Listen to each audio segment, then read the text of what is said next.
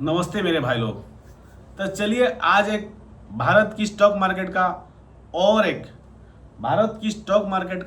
एक हर्षद मेहता जो कि आज पकड़ में आ गया, उनके बारे में जानते हैं। उनके नाम है राजेश मेहता। वो भी गुजरात से ही बिलोंग करते हैं और हर्षद मेहता से कई गुना ज़्यादा वो अपना काम किए हैं गोल्ड के ऊपर। हाँ, गोल्ड रिफाइन के ऊपर वो 15 लाख करोड़ के स्कैम कर चुके हैं।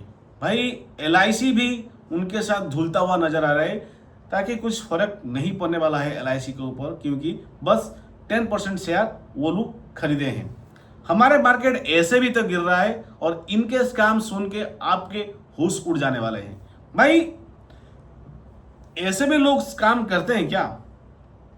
सबसे पहले इसको समझिए, ये है सबसे बिगेस्ट अकाउंटिंग स्कैम कहा जा रहा है। आज तक जितना भी स्कैम हुआ है, ये है सबसे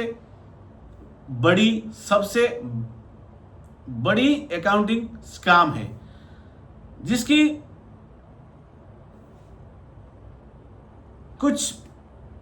सेबी को कुछ साल पहले ही ये गड़बड़ी के बारे में पता चल गया था। वो मतलब 2-3 साल लगा दिए वो गड़बड़ी को पकड़ने के लिए। 2-3 साल के बाद ही वो पकड़ में आए, नहीं तो वो खुलेआम ही बिजनेस अपना धंधा कर रहे थे। भाई सेबी को पहले से पता था, तो फिर वो इंक्वायरी इतना लेट क्यों हुआ? वो पहले हो जाना चाहिए था। ये सभी मतलब किस चीज़ का ऑडिट हो रहा था उस टाइम, किस चीज़ का अकाउंटिंग कर रहे थे कंपनी के ऊपर। मतलब कंपनी कुछ भी बोल रहा है, आप लोग कुछ देखते नहीं हैं, कुछ भी लिख देते हैं। ये नहीं होना चाहिए। बिगेस्ट अकाउंटिंग स्कैम इसीलिए हो रहा है क्योंकि हमारा जो डिपार्टमेंट रहता है जो कि ऑडिट करने का, वो लोग सही से काम नहीं कर रहे, इसीलिए ये सभी हो रहा है। भाई राजेश एक्सपोर्ट नाम का एक कंपनी है जो कि बैंगलोर बेस्ड है, ठीक है। राजेश, पूरा अच्छे से सुनिए, राजेश एक्सपोर्ट नाम का एक कंपनी है जो कि राजेश मेहता की है। वो बैंगलोर में ही एस्टेब्लिश्ड है।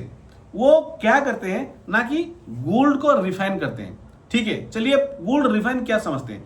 गोल्ड रिफाइन ये है कि हम मतलब आप जो बड़े बड़े बिजनेसमैन हैं, उनको वो गोल्ड रिफाइन करने के लिए उनके पास जाते हैं और रिफाइन करके ले आते हैं। मतलब रिफाइन का जितने भी चार्जेस है वो राजेश एक्सपोर्ट वाले ले लेते हैं, बाकी गोल्ड उनको दे देते हैं। पर वो क्या शो करते हैं कि गोल्ड भी हमारा है और रिफाइन भी हम कर रहे हैं और मुनाफा भी हमारी है। मतलब मान लीजिए 5 लाख का गोल्ड आपने रिफाइन करने के लिए दिया, ठीक है। उसमें से आप 50,000 रुपया मुनाफा हुआ, तो मुनाफा का ही तो हिस्सा होना चाहिए ना जो कंपनी रिफाइन कर रहा है। पर वो लोग क्या करते हैं ना, दूसरे के गोल्ड को अपना गोल्ड बता के सारे कुछ अपना ही बोल देते हैं पेपर में कि गोल्ड भी हमारा है और जितना भी मार्जिन आ रहा है वो भी हमारा है। तो इंडिया का सबसे, ऐसे करते करते ना इंडिया का सबसे बड़ी कंपनी बन गई थी गोल्ड रिफाइन में। मतलब बाय सेल, उनका प्रॉफिट कुछ नहीं दिखाते हैं, मतलब सेलिंग दिखाता है। भाई इतना सेल किए हैं, प्रॉफिट कुछ भी नहीं है। प्रॉफिट और लॉस जो है वो नेग्लिजिबल दिखाते हैं पेपर में, बस सेल दिखाते हैं, हम इतना परचेज किए हैं, इतना सेल किए हैं। ये छोटी सी कंपनी है जो कि बहुत सेल करती है। लगभग फरवरी और मार्च के अंदर ना 2006 में वो लोग 2.36 लाख करोड़ रुपया वो लोग सेल किए हैं और उनका स्टॉक था मतलब 3200 करोड़ का। तो वो लोग पेपर में दिखाते हैं, क्यों दिखाते हैं कि हम इतना सेल कर रहे हैं, जाकि उनका भी वो नहीं है।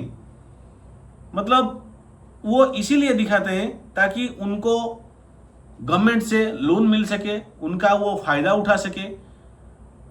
इसीलिए वो लोग पेपर में दिखाते हैं कि बहुत ज़्यादा सेल है, जितना होता है, और प्रॉफिट नेग्लिजिबल दिखाते हैं, क्योंकि उनका दुकान जो है एक छोटा है और दुकान का वैल्यू बहुत ही कम है।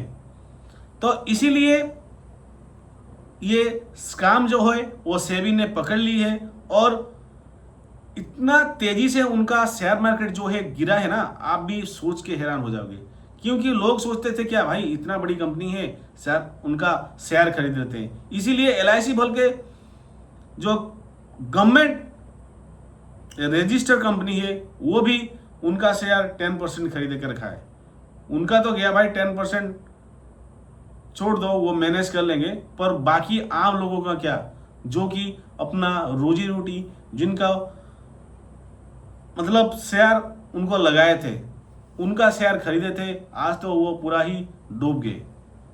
भाई इसको ना अच्छे से इंक्वायरी होना चाहिए और लोगों को इंसाफ मिलना चाहिए, क्योंकि इनके बड़े बड़े चक्कर में आम लोग फंस जाते हैं। तो ऐसे काम रोज होंगे तो हमारा इंडिया का क्या होगा। चलिए सेबी को धन्यवाद देता हूँ ताकि